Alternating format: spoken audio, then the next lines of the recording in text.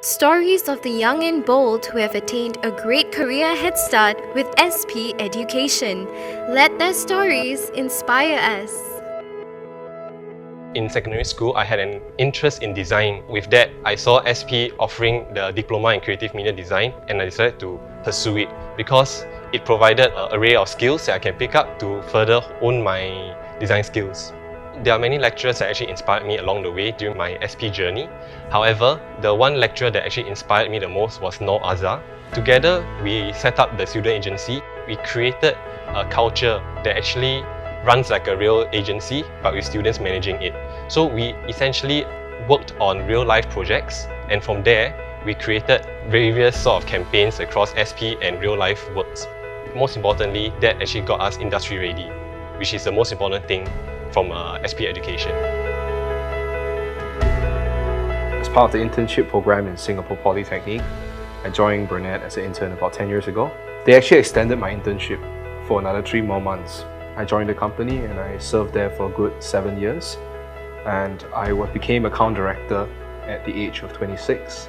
Well, I think the most important thing is really the first step. I was actually in JC and I decided to then switch to Polytechnic. Singapore Polytechnic really empowered me.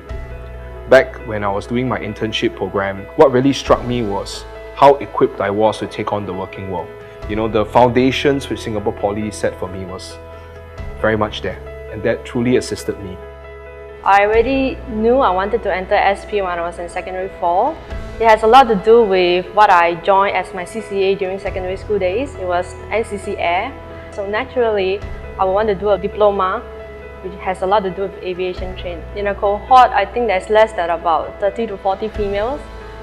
It is really not easy for us. In a very male-dominant company, we have to face a lot of pressure. It's never easy to blend in with the engineers who is very used to a male-dominant working society. So we have to do a lot of convincing that actually, hey, give us a chance, we can actually do it. We were headhunted by SIE Engineering Company because we have about 9 credentials that we cleared with CAES, and when we entered the company, we don't actually have to do it again.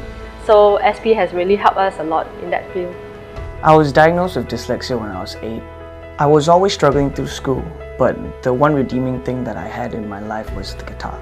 I had a mentor. He told me about this course that just opened up in Singapore Poly, and it was a Diploma in Music and Audio Technology.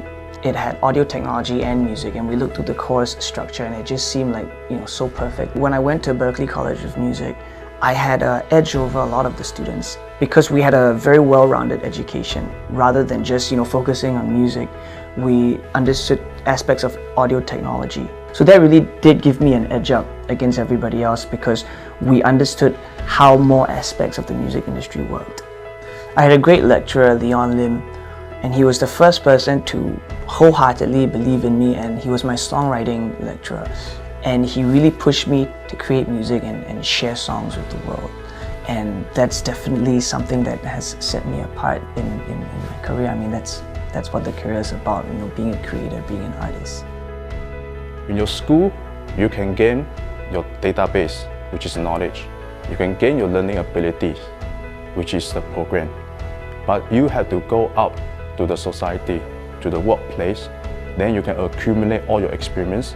You should not be afraid to make mistakes. Try and endure and learn through your mistakes. That will make yourself a better person for the future. Of all of my career achievements, the most defining for me is actually having the opportunity to work on my favorite TV show, The Walking Dead. And that was also my first break into the industry, and I actually really enjoyed that because I actually am a fan of the show myself. When you're in the working world, you have got to love what you do, or you have a really tough time surviving. The most important thing is to have communication skills and build up your character before you actually start your real working life. I think SP education provides us a base for what we need to know technically, but however, we still have to be humble. Day to day, we still have to ask around and continue to learn. Having passion alone is not enough. It is really important to chase it and also find someone to guide you along the way.